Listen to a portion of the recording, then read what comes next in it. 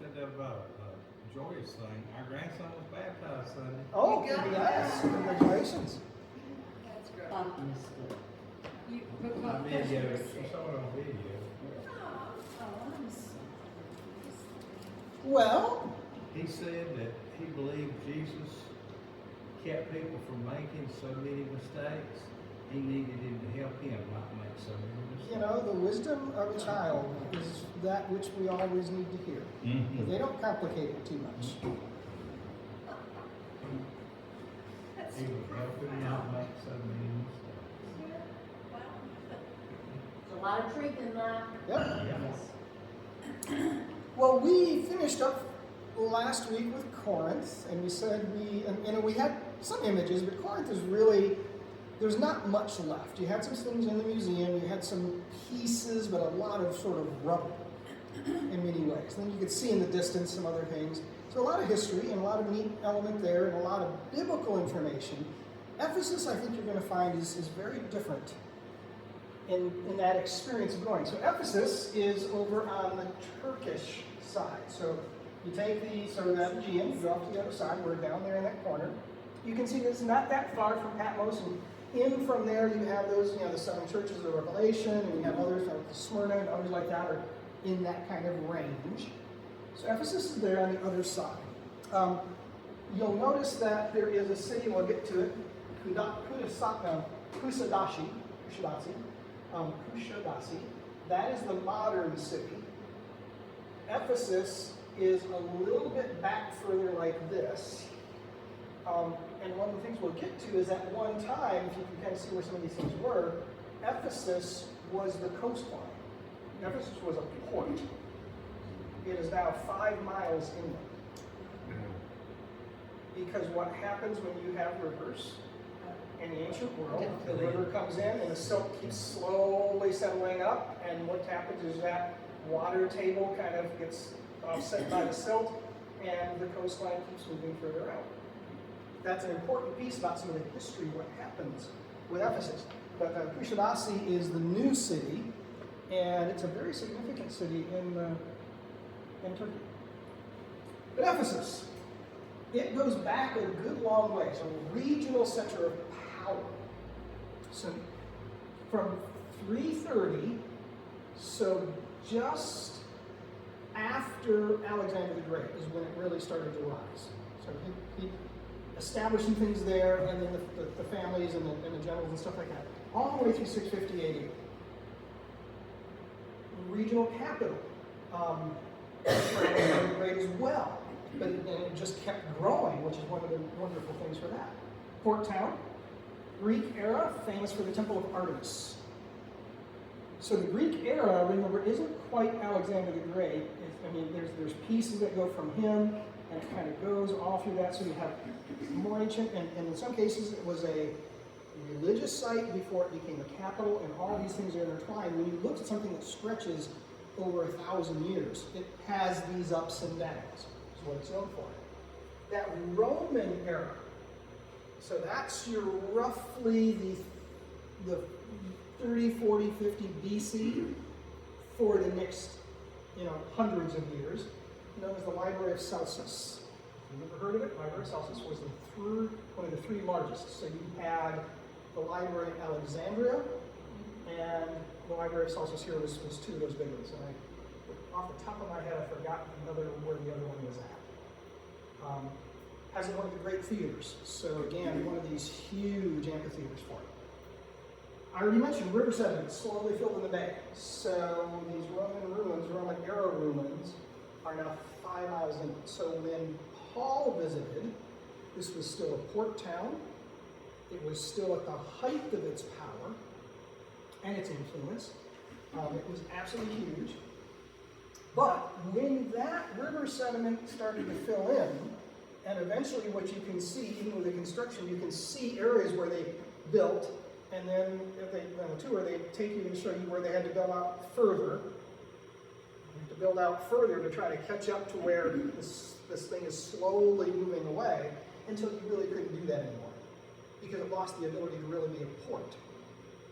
Well, what happened with that is as the commercial value dropped, then what you had was became a slow death of the city. As you have that sediment come in and you don't have good water flow and you don't have everything else, it turns into a sort of a swamp. They have issues, you have records of things like malaria and other kind of infestation issues, loss of industry. The wealthy leave. The wealthy move either further inland and up to get out of that, or they move to some other place. And just huge, it's right in that same path. So when you then have issues of Roman invasions, you have Persian invasions, you have Mongol invasions, you have the Islamic state type invasions, when the Moors, not the Moors because they're coming from the other side, but when you have the Arab dynasty and those, it gets destruction and trouble. But, Bible, time frame. There's no real talk about it in the Old Testament, so it's really only references are in the New Testament. We have Paul visit, stayed for about 2 to 3 years. He was there for a long time. He noticed the crafters of Diana. This is where you had the conversation. He was crafting about teaching about creator versus created. Why are you worshiping that which you just created? It's a profound thought from philosophical and theological thought.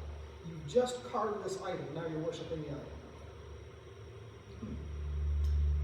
And his letter to them focused on reconciliation to God, because they had some good things. They needed reconciliation with each other. There was arguments and issues. So one of the, he wanted to emphasize that unity of purpose, resistance to that temptation about getting in conflict with each other. And then in Revelation, praised the hard work, but sort of they lost their initial zeal. They got excited, and then they just got tired, and they just kind of weren't really energized, and they weren't doing as much. And that was that call to remember where you came from. Remember that energy of sort of your youth. This is now the port for Kushadasi. It's a new port, so you can see there they've got one of those almost like Hollywood. It's a nice area to sit and wander. One of the neat things, if you are in on any of these kind of tours, one of the things that I didn't realize until we went, to get there we had to go by boat. So when we hit some of the islands, we had to go by boat. This is Turkey, not Greece. So it's a separate country. So what happens is once we're on the boat, and you might have had this doing somewhere, you don't get your passport back. You don't use your passport going into Turkey, even though it's a foreign country. You have your badge from the boat, and you have a special gate that you go out and they scan your badge. You keep your passport back because you had to show your passport to get on the boat. But once you have your boat badge, you wander around and you do everything with your tour and stuff. I guess you can wander around town and everything else. And you have to come back through that same gate. They scan you back in. So there's a record of it, and they know who you are because it's tied to the boat's database. So they have to provide that to the Port Authority. But the thing is, you're not taking your passport with you. Just interesting little tidbit. New with new technologies. We already mentioned where. This is sort of right down and coming in this way was the entry area to the sort of like the National Historic Site region of the old city. So you had the gate to come through, a gift shop and all that kind of material. And what you start to see is that hill behind you, that'll come in and that kind of rolls this way, we'll see. And you see some of those old elements that really do look a little bit more than what you would see in Corinth. You didn't really see that kind of stuff in Corinth, but you can start to see that structure and land. Again, similar to that Mediterranean area, arid.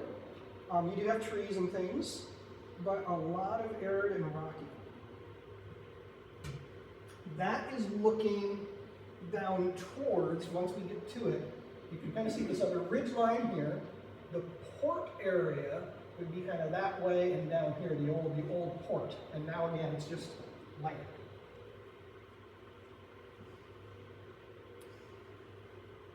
And they've got areas that are various things that they have pulled up and blocks and trying to figure out. What you can start to see here is the old main promenade road into the old town. So these columns, that originally was all this beautiful stonework of rolling the way into the old city.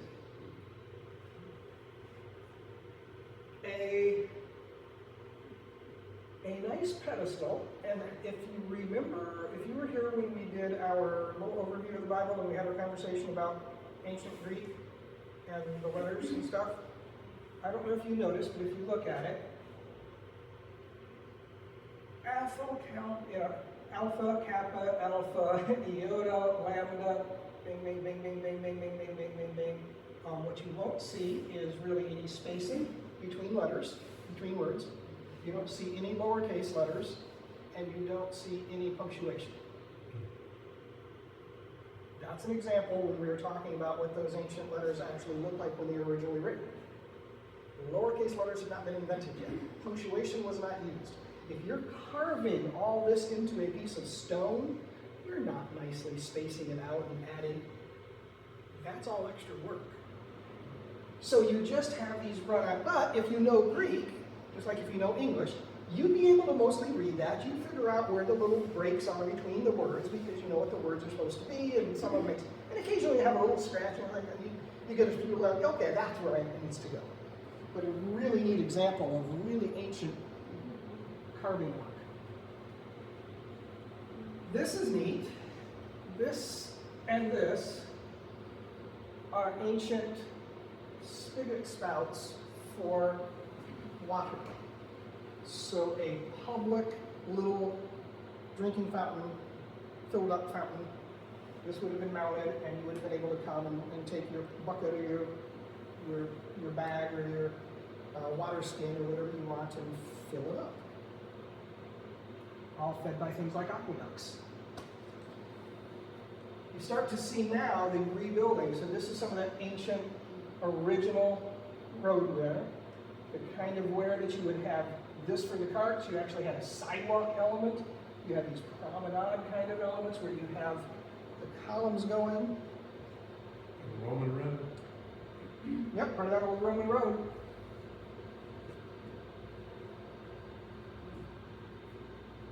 This gives a sense for this original building that was 3 stories tall with life-size sculpture in each one of these little crenellations elements.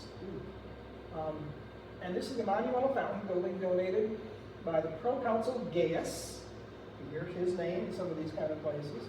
AD 80. So again, he is after the era of Paul, but arguably before things like the letter of John was written, before Revelation was probably written, but in that same year, close to that same time frame. We don't know the exact dates for some of those, but it would have been, sort of after those. So this just gives a little bit of a feel for what that was like.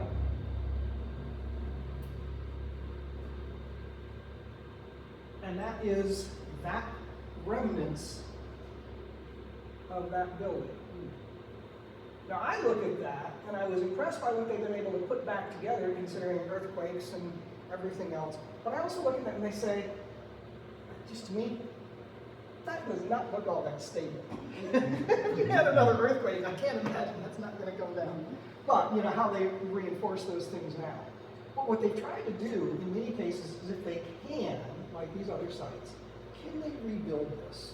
And how much of this was effectively underground again? It was just underground. 100 years ago, this was buried, in many cases, by dirt because of 500 years of stuff. And then you start coming through when the interest in archaeology rose again, then you started finding these and they started digging through and they're trying to, just like the Parthenon, can we find the pieces that go with those pieces? The store. We'll see this in a moment. A long, sort of decorated, these terrace houses that would have been a part of it, and you had these columns. This was a wonderful little walking area. It's a beautiful thing. You can see here an example of what they still can find is these floor tile mosaics. Again, in many cases, once a floor tile mosaic is in the ground, in the ancient world, you didn't have a way to pick it. Even now, think of the technology we need to try to separate all that, lift this thing up and move it to a museum or something. It's there. You're not going to pick up each individual tile. So you just leave it there, and eventually it just gets covered up. And then you have something like this. I don't know if you can see this. I don't have a way to do it. But this is that stove. So this is all floor tile, and it just keeps going for like 30 yards of little minuscule floor tile. Now in some areas it's gone, but it's just worn. Beautiful stonework, and that was just part of some of these public areas. A wealthy city that had the people and the funds.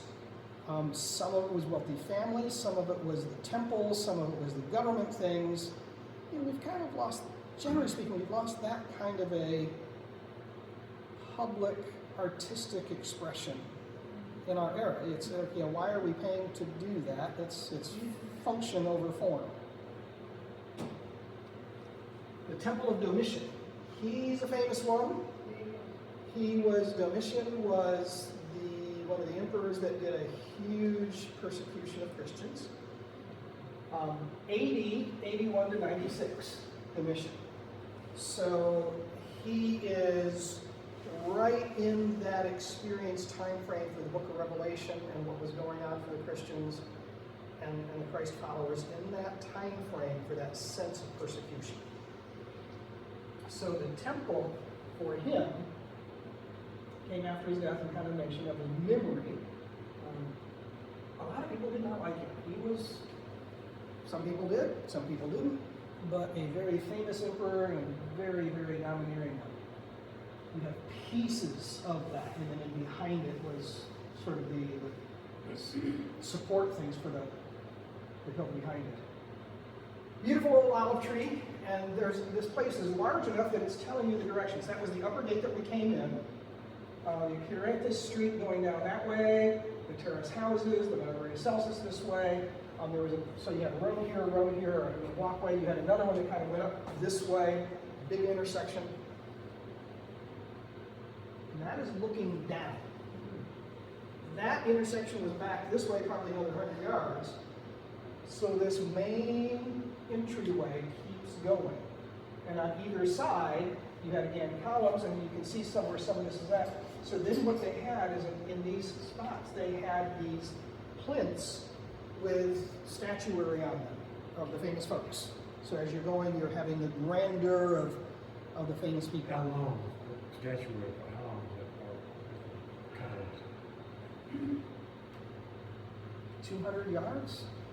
I mean, you can see this continues to there, and that's probably 70 or 80 yards just to those people from here, and it was this way a ways too. Temple of Hadrian, another famous one, and that is the remnants of the Temple of Hadrian. A picture of my wife, Kim. Now there you see they've been able to recover and rebuild and some of that archway and some of that artwork.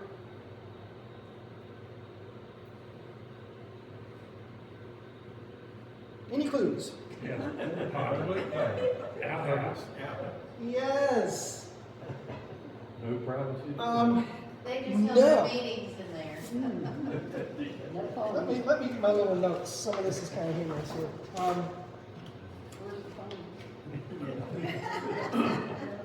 Where's the shower? Then there's some really it's an interesting cultural statement and understanding people and what was important and what was not important. So, yeah, I want to look this up because there's some good important things.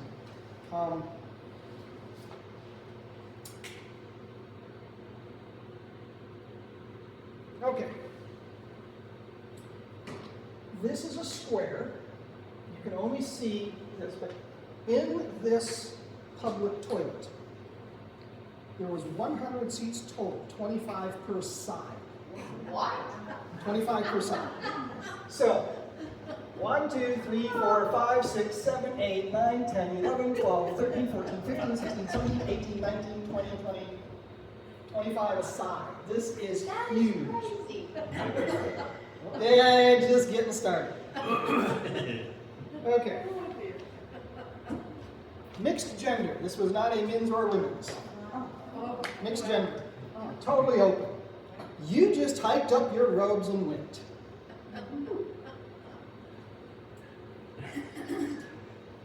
Can you imagine the tunes that were played there? Not only is it seats, now how would you clean it out? It was plumbed. It had flowing water like some of these other ones. So they ran flowing water all the way through this to be able to flush everything out. You also had slaves stationed here with sticks and sponges. Keep it from being clogged. Well, no, to help you from being clogged. They would hand you the stick and the sponge, so you could do what you needed to do to make sure that you were, before you put your robes back and wrapped them all and wandered on your way. It just seems so weird for us, but so many of the things that we do and the way we do them are because we can do them in a different way. So this was not. Now what you also had here was, that's all marble. All of this is marble. It's cold. Oh, it's chilly. So what do you do in the winter if you're a wealthy person? Slave dog. You sit your slave on your seat to warm it up, and then you go in and they get up and you go sit down and warm up.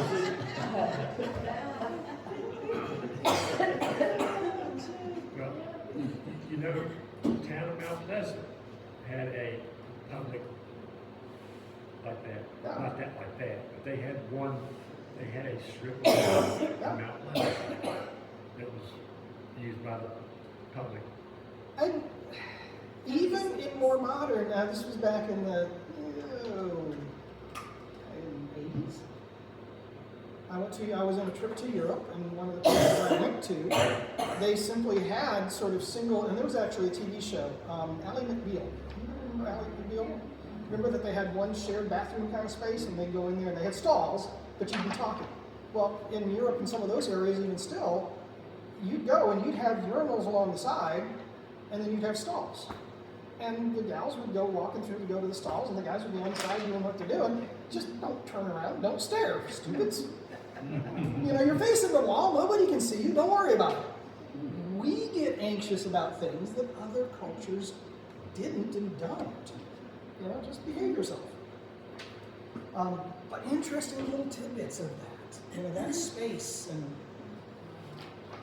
some of that same walkway, you can see each one of those little spots where they would have put the famous statuettes. This is an image there in the back of the Library of Celsus. Pergamum was the second. I knew I had it in here. Alexandria was number one, second was Pergamum. Now, if you remember, Alexandria, not part of this tour, is huge. There's a whole lot of interesting history. It was really a Roman and Greek outpost on Egypt. So it was a city in Egypt, but it wasn't really Egyptian. Alexandria was founded by Alexander. He created a Greek culture. It was sort of like this little island within the, and it was part, when it became part of the Ptolemy Empire after Alexander. Even the Greek Ptolemy emperors that were there, or kings that were there, whatever you want to call them, many of them didn't speak Egyptian. They never learned it. So that was below them. That was just a food source. It was a supply of materials. So they lived and isolated themselves in Alexandria. But the point is that Alexandria is now gone between earthquakes and fires and everything else that happened. It's gone. Pergamum, the library there. So the interesting question is what was remaining, but this was one of those major libraries. And you can see the scale of that library in the back. That image. And it's no longer, it was open, while we were there it was not. There's constantly renovation trying to go on, what can they do? There's dreams of sort of could they rebuild it?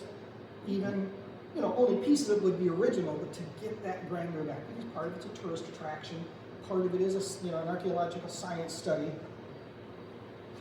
A slightly better image of the entrance to the library, but you cannot go into at this point. When at that time, what things were in the library? They didn't have books. Scrolls. You had scrolls. There were scrolls. So they had like papyrus or You had sheepskin. papyrus, you had sheepskin.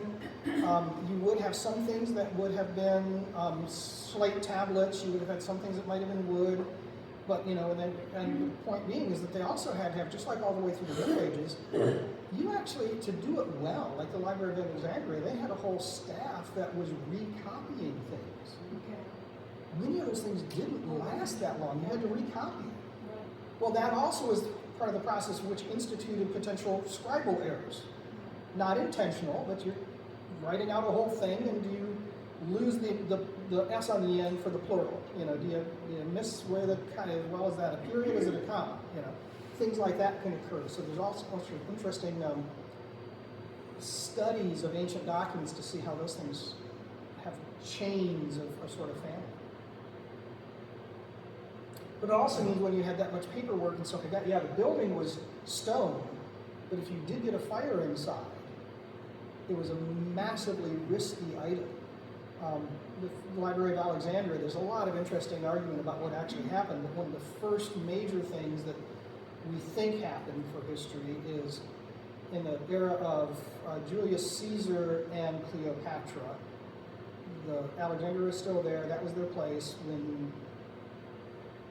When some folks were coming after Caesar and this and that and the other, Julius Caesar, and stuff was going on, a fire broke out when he was trying to fight some folks slightly, and that created evidently a fire that destroyed part of the library. It didn't destroy the building, but it destroyed some of the contents to it. Just an example. It's fire trap. The Agora Marketplace. This is half of it. There's another piece on this side that you can't see. But the scale, now here it's being like these others, they've got all the pieces. Trying to figure out what can fit, what can not fit. Would you put it back up, would you not? But as you find things. But this was all this huge dedicated market space area.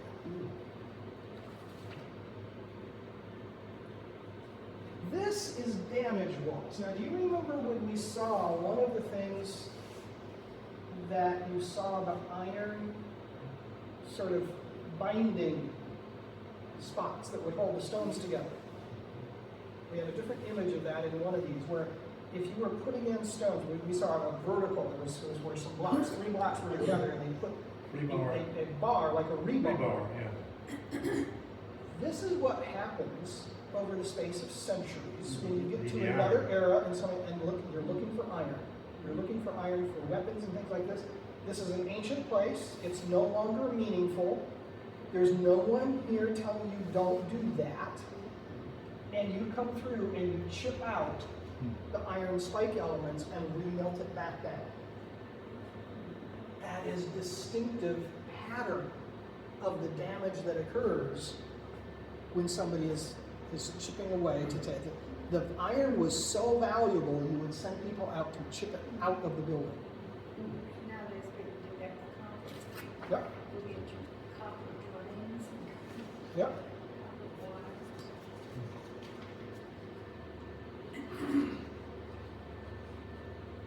This is the approach towards the Great Theater. So this gives you a sense of scale at the top. So some of that's still eroded down, but you can see big archways up here and stuff like this. You can see the scale of that to come down to this level. Here's that sidewalk area that's moving around. We're going to come around that. They cranes and stuff, because they start that stuff going on. Wow. That is the Great Theater of Ephesus. You cannot capture all of it in one image. I could have tried to do a scan. They were setting up for a brand new modern concert with all of this kind of stuff in it. So what this was here was another wooden stage area originally, so that you could walk underneath it and do things. You had all these different layers and levels. I think it's more about today's standards. Yeah, I mean, the size of these people.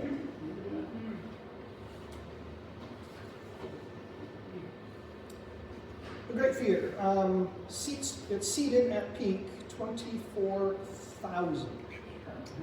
Goodness. And it wasn't even goodness.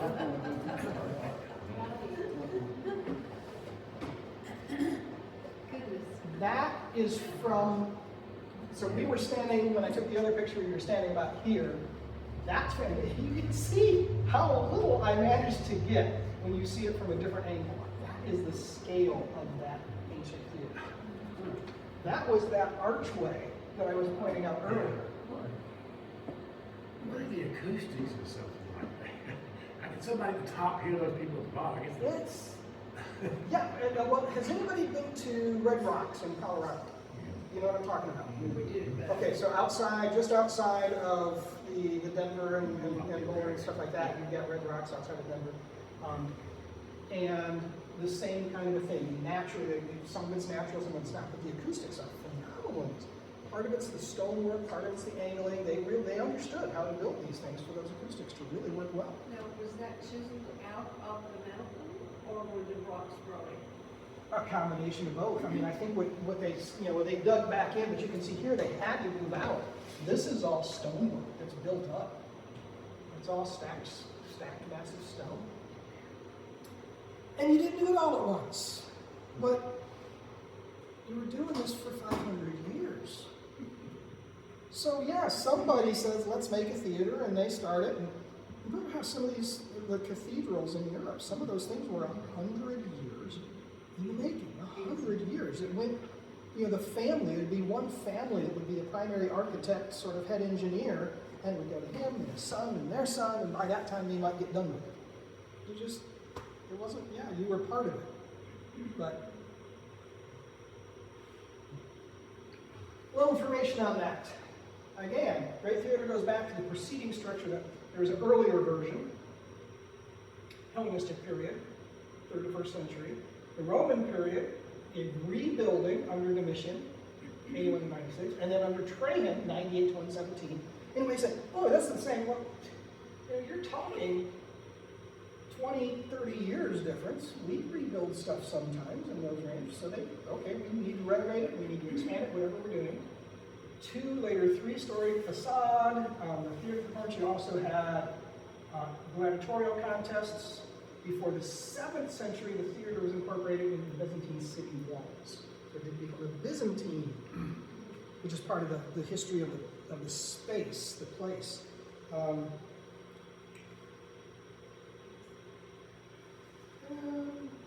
Destroyed by the invading Goths in 263 AD, it was rebuilt, still important in the 5th century, early 6th century. Another invasion came through and ransacked it in 615. And that was really the end, because at that point you really lost the river. When you had and you had peoples hanging on. You didn't have the port, but it was still accessible.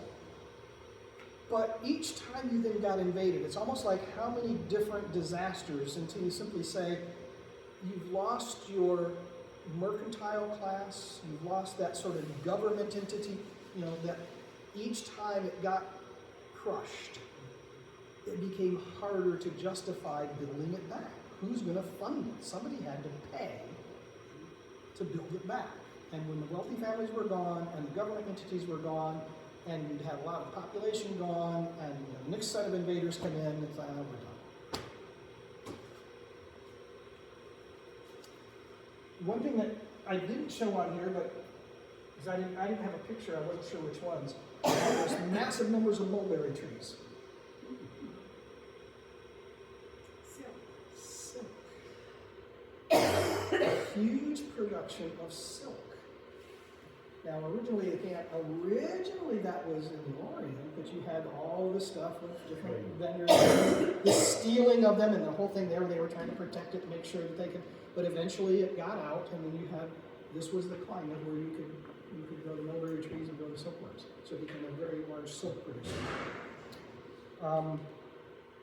One of the things we didn't show is, I mentioned it was the Temple of Artemis, Diana, one of the 7 wonders of the ancient world. There's just they know where it was at, but you don't have anything really remaining on it.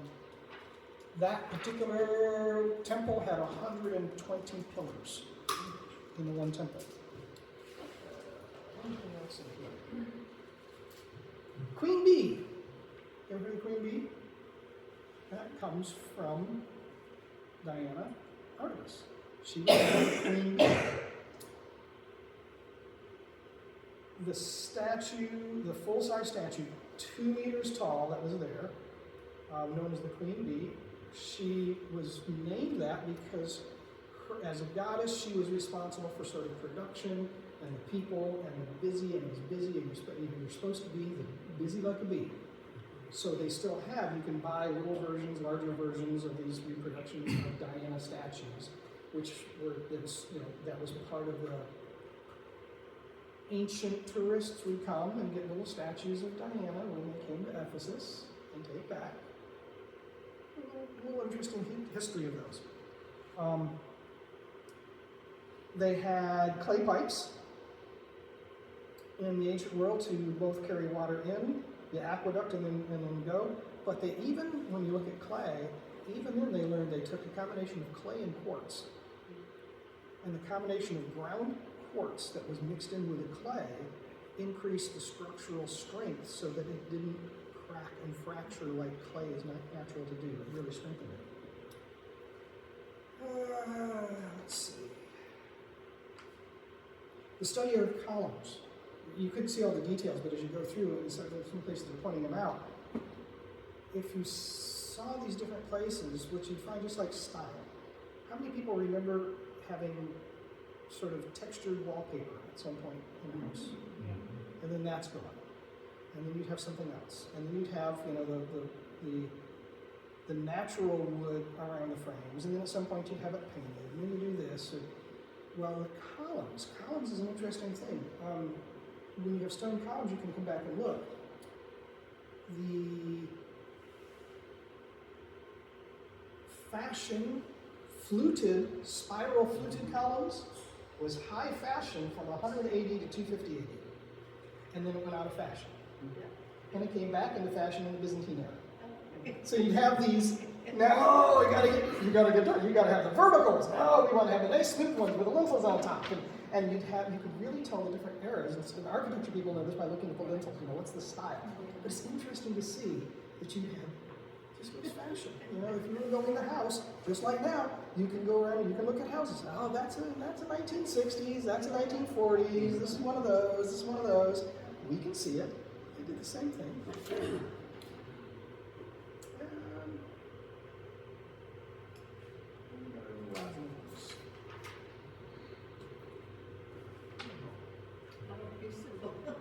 Yep, little symbols.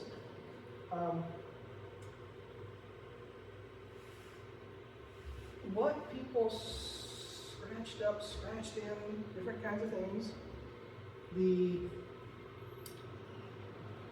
This is on Harbor Street. So this was originally, if you came straight out of the theater and straight down, you'd be going along towards what was into the harbor.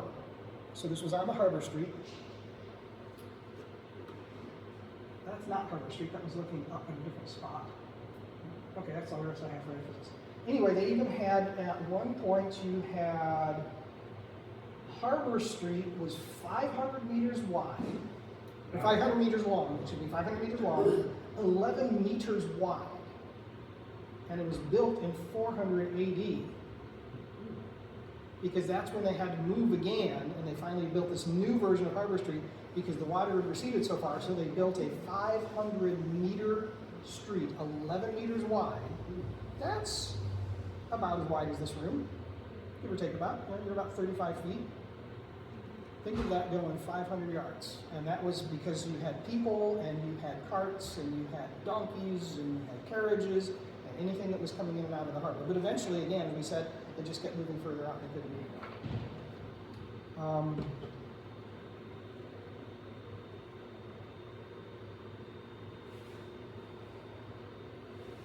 You had public lighting was added at the beginning of the 6th century. Public lighting. You had posts and stuff like this that were done with olive oil and stuff like that, public lighting.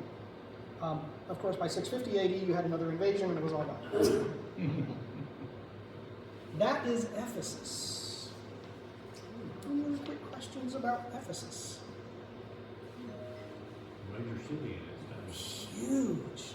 And so much of it has more visible remnants rather than just crumbled rocks on the ground. You can really get a sense of this. And you just start walking around and this is just these remnants that are there. The thing just spread. They've got a representation, there's no good way to take a picture of it, but a three-dimensional sort of diorama thing, which is in a space about the size of these tables. And it's, you know, it has the mountain, and it has all these pieces, but there's no way to take a good picture of it. It just has like, wow, that's it. So this, Who established the Christian church there? Paul, or was it before Paul? Paul really established the Christian church in Ephesus. He went there for 2 years, and he started working with a local Jewish community and Gentile communities, whoever he could get, and established first it was a house church, and then he was gone, and then, you know, they kind of kept it going, and he was writing letters back and things like that to try to encourage it and help it grow. And So the Christians there now are what they're Orthodox? it's almost all Orthodox at this. Well, if it's a church, it's Orthodox. It's now in Turkey, so it has a very, very high Islamic population. Yeah, okay. But again, you're not that far from Constantinople, which is still the home of the Orthodox That's what I'm tradition. saying. So Christian is going to be primarily Orthodox. We have a few others, but that's going to be primarily. What's the modern city like here now? Is that still like a big? The Kushadasi, Yeah. it's large. It's got a lot of agricultural output. It's got some industrial output. Let's look at Kushadasi.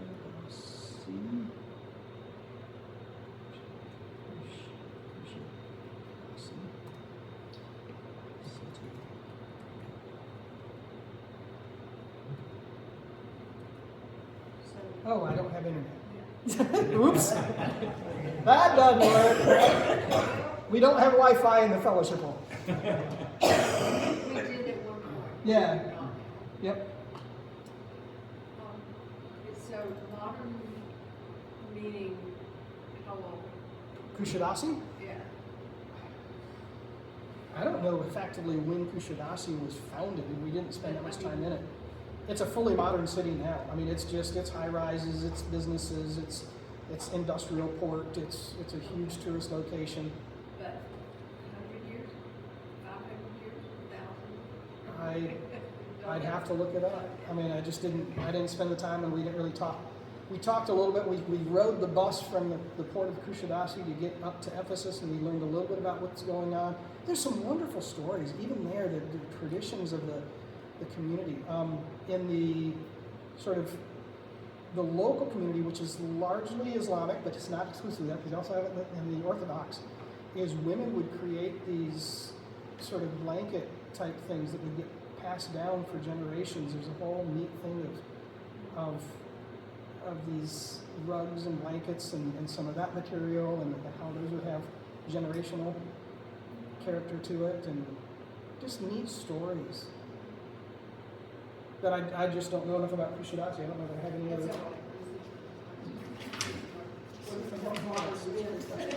In these terms. Let's see, the modern city, about 130,000. Fish, fruit, and agriculture. Some of the specific things that particularly its exports and production: olive, pomegranates, orange, fig, peaches, quinine, a lot of clothing, a lot of rugs, cotton for international brands, as cotton is grown in the area.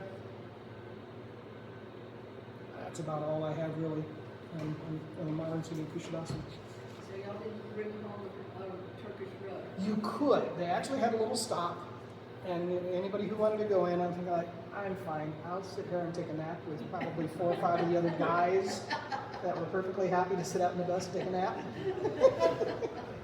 And one of the girls went in to go see, but Kim went in and she said it was neat. It was a hard sell. She didn't buy anything, but it was very informative. And then they did get to see everything from some of the silk stuff that was shown, because they had wool, they had silk, they had all these different kind of things. They got some treats to try and taste, and they would happily package it up and ship it for you, because of course you can't take it back on the boat with you, but we can ship it back to you in the United States or wherever else you might be from. Cha-ching. Yep. Cha-ching. Cha-ching, cha-ching, cha-ching. Let's look at the next one. So now we've kind of hit, those are all the places of Paul. So again, we're moving forward a little bit in time. So we hit places like Patmos and some of the other places, which Patmos isn't Pauline era, that's Johannine, either the St. Paul of the Gospel or a different Paul, not Paul, St. John. There's a little bit of debate as to who the author was of Patmos. So Patmos, island, very close to Ephesus. it is gorgeous. This is an image from just above the entrance. This is the doorway into the sort of little monastery complex that surrounds the cave. Cave's a little bit further down, you have to go down into it, where John wrote and meditated and was exiled. So this is a more modern building, but this is the view. That's just gorgeous to look at. And there's a port area here. You really can't see it behind the tree, but that's sort of modern. You can start to see some of the houses and stuff like that. Now, let me ask, that's all brown. If Yes. it was here, it would all be green. Yeah. What is there no vegetation? I mean, you can see here, you've got I can green, see some but a lot of trees. it, the nature of much of that area is really rocky. You don't see the big trees in a lot of the Greek islands. You don't have that topsoil character to it. Some of them are really hard. So, like Patmos, you realize when he got exiled there, what that was like in his era, and for hundreds and thousands of years afterwards. It's a hardscrabble existence because you just didn't have agriculture and things like that to be able to grow much on an island that has that kind of rocky character to it. You're looking at minimal amount of vegetation. You can have certain kind of flocks that have to be very, kind of like goats and stuff like that can move and things. But it makes it very, very difficult to be able to grow in many of those islands.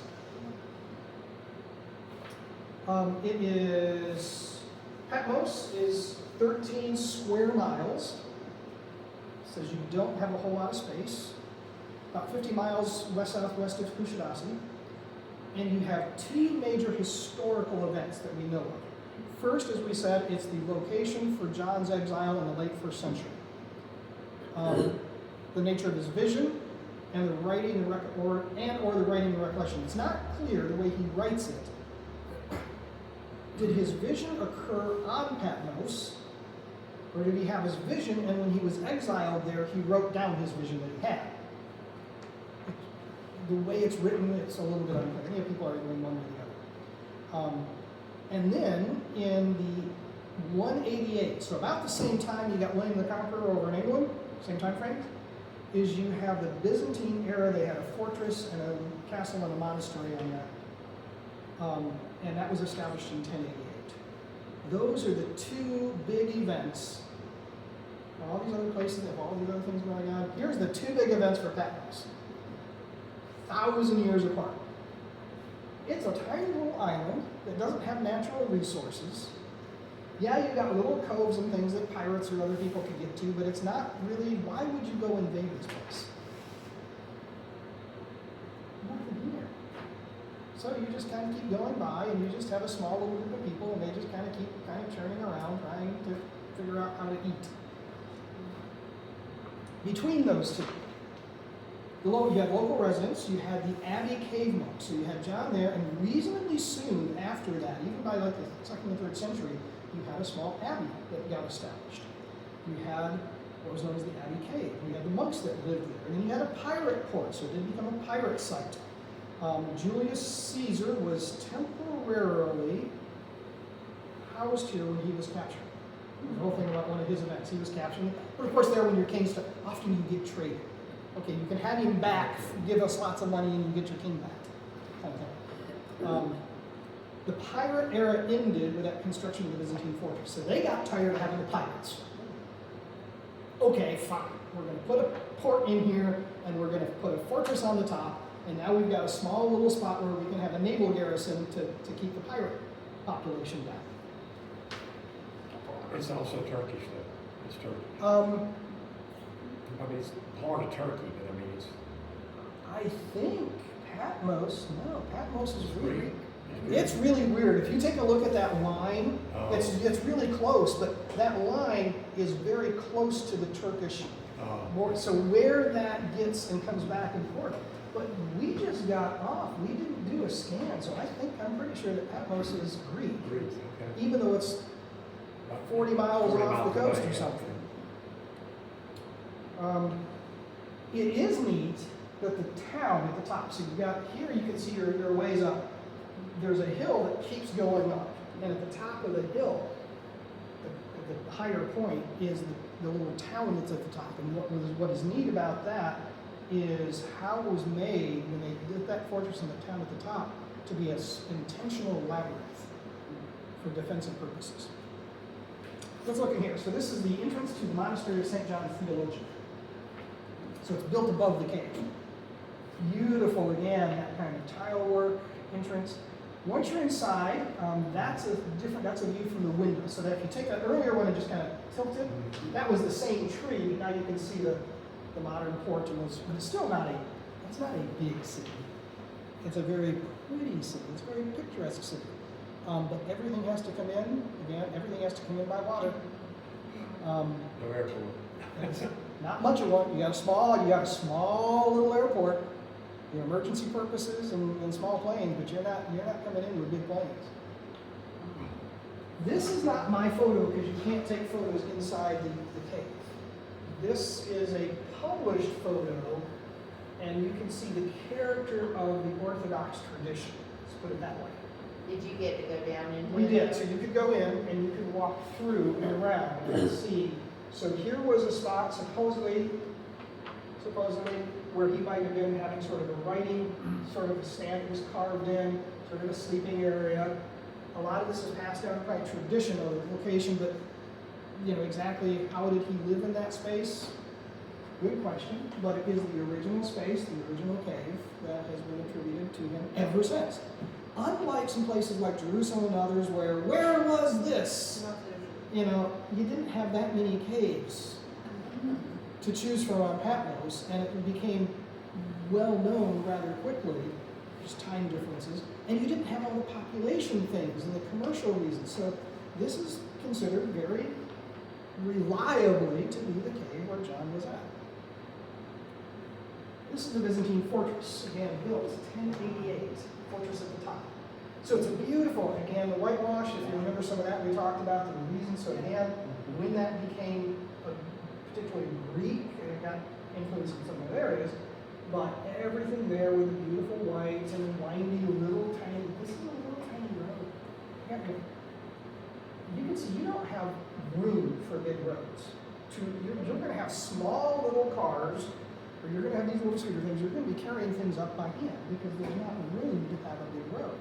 Which also means you don't have the room to have large numbers of troops to try to go as like an invasion force to get your way through it. But it's beautifully picturesque.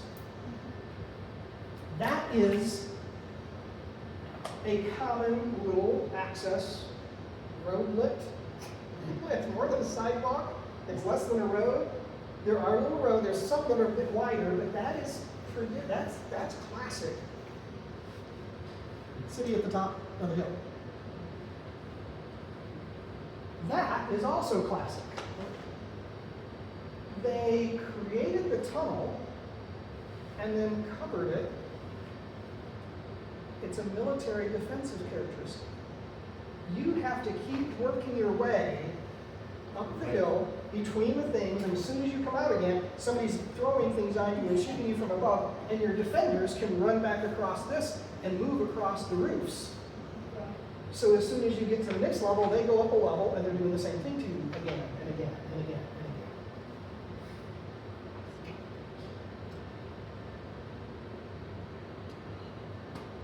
again. As you get close to the top, that's sort of the end of the town and getting right into the fortress itself.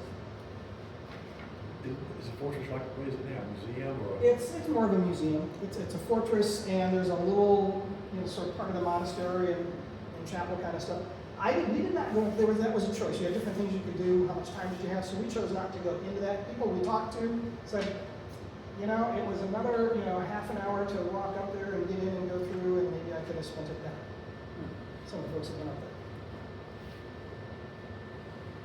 Little important things from a modern perspective, from 1912 to 1943 was the Italian occupation period. And the current population, so this is the current population of Patmos, not just the little city, just the whole island. We said it's, how big it was? 3,047 current permanent population. 3,047. That's the whole island. There are 400 churches on that island. Everybody got their own church. One per just about 9 people. Yes. About 1 per 9 people. We'd fit right in there. Many of them are family churches. You talk about having a family church here, you got your own church. Now that's a status symbol, it's a sort of a family shrine. There's interesting history behind this as to what's the status of having your own little shrine and how can you do that. And there's all sorts of interesting things. Terracing, you see a lot of terracing. So if you've ever, and I've got a whole different thing I'm into Israel and stuff like that, but if you've ever been to an area that has terracing, and understand why you have to have terracing is to retain moisture and retain ground.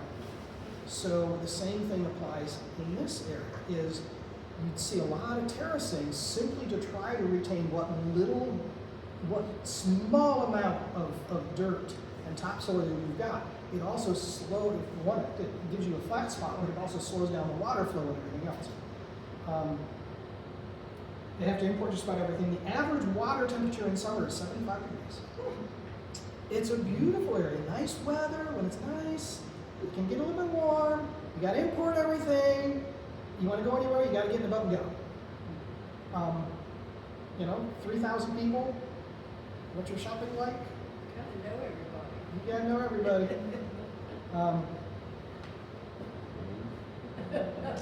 Tours kind of stand out. Okay, we are 5 minutes after, so it's time to stop today. We will go to Meteora next time. Meteora is the hanging monasteries, the monasteries in the sky of Meteora. A different era, so this goes again forward in time, but we'll do that. And then we'll also have Mykonos and a couple other things and wrap up. So I think we're going to wrap up all of the Greek trip stuff next week. Next week we will be at Mount Gilead, because they got special events here, so we'll be over at Mount Gilead. And as we prepare, I've had some conversation with a couple different folks. Next topic, conversation, is had some conversation about getting back into a biblical topic, specifically biblical book topic. We kind of move around, history and stuff. So, given the conversation that I had, I wanted to see if it sounds good to you, is one of the things that I tossed out, which we haven't done, I don't think we've done, tell me if I'm missing this, is the Matthew, Mark, Luke, and John comparison. So it doesn't go like verse by verse, but it's looking at the big picture. 4 guys, 4 gospels, the different audiences, the different themes, the different emphasis issues. How do we think about these as being 4 different gospels? We often kind of mush them together. So I think that could be a really good one to do next, if you like that topic. So we'll move from sort of history back into biblical books, and we can see what we do after that. So that concludes us for tonight. Farewell and joy. We'll see you at Mount Gilead next week, and we will hopefully finish up with some of these, and you'll see everything from some really, really neat geography. And why would somebody put a monastery on the top of a pinnacle rock?